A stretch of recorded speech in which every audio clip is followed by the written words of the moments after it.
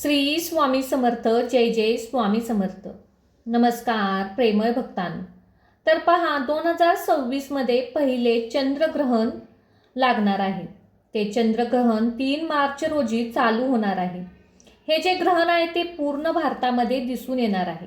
त्या संबंधित आपण सर्व नियम, सूतक काळ, ग्रहण कोठे दिसणार आहे, ग्रहणाचा कालावधी, ग्रहण काळात कोणत्या सेवा कराव्यात, कोणत्या गोष्टी टाळाव्यात, कोणते अन्नपदार्थ खावेत, तसेच आपण या व्हिडिओमध्ये पाहणार आहे. त्यामुळे हा व्हिडिओ कोठेही स्किप करू नका.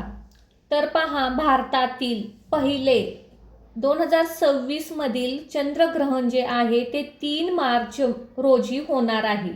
या चंद्रग्रहाला खग्रास चंद्रग्रहण असे म्हटले आहे, ज्यामध्ये चंद्र आकाशात लाल रंग दिसेल. यालाच ब्लू मून असेही म्हणतात. आता हे जे चंद्रग्रहण आहे ते ऑस्ट्रेलिया, पॅसिफिक बेट, उत्तर व दक्षिण अमेरिकेत तसेच भारतात सर्वत्र सर्व शहरांमध्ये दिसणार आहे. त्यामुळे हे ग्रहण आहे ते गर्भवती महिला, वृद्ध लोक यांना पाळणे गरजेचे आहे. तर पहा, चंद्रग्रहण हे 3 मार्च रोजी असल्यामुळे या दिवशी आहे होळीचे धुलीवंदन. त्यामुळे या ग्रहणाचे महत्त्व अधिकच वाढलेले आहे. हे ग्रहण जे आहे ते कन्या आणि उत्तरा राशीमध्ये येणार आहे. ग्रहण जगभरातील अनेक भागासह भारतातही दिसणार आहे. तर चंद्रग्रहणाची वेळ भारतीय प्रमाणानुसार खगोलशास्त्रीय गणनेनुसार ग्रहणाचा कालावधी पुढील प्रमाणे आहे. ग्रहणाची सुरुवात दुपारी 1:42 सुरू होणार आहे. खग्रास ग्रहण प्रभाव म्हणजेच प्रारंभ हा 2:50 पासून सुरू होणार आहे. खग्रास ग्रहण प्रारब्ध दुपारी 4 पर्यंत असणार आहे.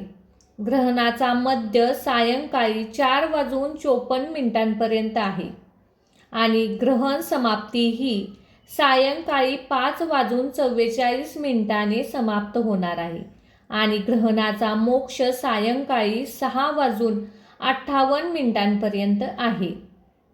म्हणजेच भारतीय ग्रहाचे वेध सकाळी 6 वाजल्यापासून पाळणे शास्त्रशुद्ध मानले जाईल. तर पहा, हे जे ग्रहण आहे ते कन्या आणि मीन राशीला सर्वाधिक परिणाम दर्शवणार आहेत. हे ग्रहण कन्या राशीत होत असल्याने कन्या आणि त्यांच्या समोरील मीन राशीच्या व्यक्तींना अधिक सावध राहणे आवश्यक आहे. त्यांना मानसिक ताण आणि आरोग्याच्या तक्रारी जाणवू शकतात. भावनिक अस्थिरता. चंद्र हा मानाचा कारक असल्याने या काळात लोकांमध्ये विनाकारण चिडचिड, भीती, गोंधळ निर्माण होऊ शकतो. महत्त्वाचे निर्णय घेताना घाई करू नका. होळीच्या दिवशी ग्रहण असल्याने रंग खेळताना, सण साजरे करताना सावधगिरी बाळगणे गरजेचे आहे. चंद्रग्रहणामुळे होलिका दहन आदल्या दिवशी म्हणजे 2 मार्चला केले जाईल आणि 3 मार्चला ग्रहण काळ आहे. या ग्रहणामुळे नैसर्गिक आपत्ती आणि राजकीय क्षेत्रात मोठे फेरबदल होण्याचे संकेत आहेत. शेअर बाजार आणि सोन्याच्या दरांमध्येही चढ उतार होऊ शकते. तर पहा, ग्रहणाचे नियम. ग्रहण हे केवळ एक खगोलशास्त्रीय घटना नसून आध्यात्मिक दृष्टीने हा काळ अत्यंत संवेदनशील मानला जातो. या काळात वातावरणात सूक्ष्म लहरीचा परिणाम आपल्या अन्नावर आणि मनावर होत असतो. त्याचबरोबर ग्रहणात कोणी काय पाळावे, कोणत्या गोष्टी टाळाव्यात. तर पहा, सामान्य निरोगी व्यक्तीने ग्रहण आणि त्याचे वेध आवर्जून पाहावे. तसेच उघड्या डोळ्याने ग्रहण पाहू नये. ग्रहणाच्या काळात शारीरिक आणि मानसिक ऊर्जेचे रक्षण करणे महत्त्वाचे असते. लहान मुले, वृद्ध व्यक्ती, आजारी माणसे, गर्भवती महिलांनी शास्त्राने ग्रहणाचे कडक नियम पाळण्यास सवलती दिल्या आहेत. त्यांनी त्यांच्या तब्येतीनुसार आहार, विश्रांती घ्यावी. मात्र शक्य असल्यास देवाचे नामस्मरण नक्कीच करावे. तर पहा, ग्रहणाच्या वेळी ग्रहणाचे वेध लागल्यापासून काय खावे काय खाऊ नये. ग्रहणाचे वेध लागल्यापासून सूतक काळात जेवण टाळावे. शिजलेले अन्न ग्रहण करतात दूषित होते असे मानले जाते. ग्रहण लागण्यापूर्वी जेवण उरकावे. ग्रहण काळात पाणी पिणे शक्यतो टाळावे. मात्र गरज पडल्यास तुळशीची पाने पाण्यात टाकून ठेवावे, कारण तुळशीमध्ये अँटीबॅक्टेरिया घटक असतात. त्यामुळे तुम्ही तुळशीची पाने अन्नपदार्थावर टाकू शकता.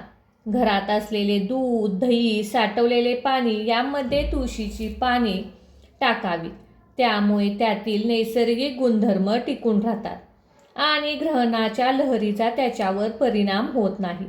ग्रहण सुटल्यानंतर स्नान करून ताजे शिजवलेले अन्न उत्तम मानले जाते. ग्रहण काळात काय टाळावे? वर्ज्य गोष्टी. ग्रहण सुरू असताना झोपणे शक्यतो टाळावे.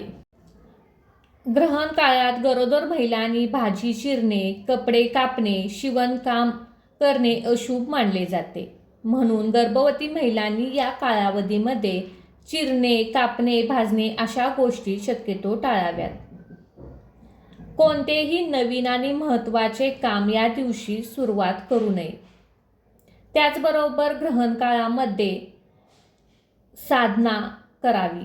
ग्रहण काळात मंत्रसिद्धीसाठी आणि नामस्मरणासाठी सर्वोत्तम मानला जातो. या काळात केलेला जप 1000 पटीने अधिक फळ देतो.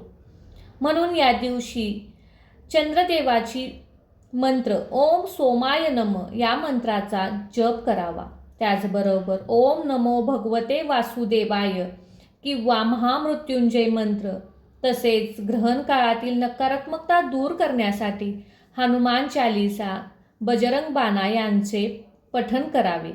आपल्या कुलदेवतेचे नामस्मरण करणे जास्त प्रभावी ठरते. त्याचबरोबर श्री स्वामी समर्थ या मंत्राचाही तुम्ही जप करू शकता. त्याचबरोबर ग्रहण काळात ताणतणाव टाळावेत. वादविवाद न करणे, सकारात्मक विचार करणे मानसिक आरोग्यास फायदेशीर ठरते. याच कालावधीत दानधर्म करणे, गरजूंना मदत करणे, आध्यात्मिक ग्रंथांचा अभ्यास करणे ही उपयोगी ठरते. या सर्व काळजीमुळे घरात सकारात्मक ऊर्जा टिकते, मानसिक शांतता वाढते आणि ग्रहणानंतरचे वातावरण अधिक सौम्य व सुखकर बनते. त्याचबरोबर पहा, ग्रहण काळात सूतक कालावधीत कोणत्याही प्रकारची देवपूजा करू नये. ग्रहणाच्या वेळी घराबाहेर पडू नका. उघड्या डोळ्यांनी ग्रहणाकडे पाहू नका. गरोदर महिलांनी घराबाहेर चुकूनही पडू नका. सूतक काळात पलंगावर झोपू नये. त्याचबरोबर तुम्ही टीव्ही पाहू शकता, पण थोड्याच वेळासाठी. गरोदर महिलांनी आवर्जून एक गोष्ट करायची आहे, ती म्हणजे या कालावधीमध्ये भाज्या चिरणे, कापणे, शिवणे या गोष्टी शक्यतो जितक्या होईल तितक्या टाळाव्यात, कारण त्याचा परिणाम आपल्या बाळावरती होतो.